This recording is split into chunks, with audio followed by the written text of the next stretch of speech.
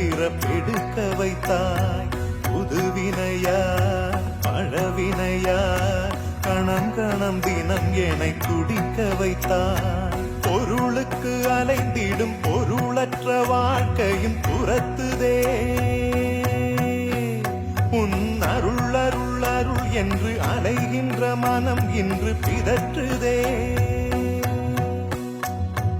அருள் விழியால் நோக்குவாய், மலர்பதத்தால் தாங்குவாய். உன் திருக்கரம் என்னை அரவணைக்குனதருள் பெற பிச்சை பாத்திரம் ஏந்தி வந்தேன்.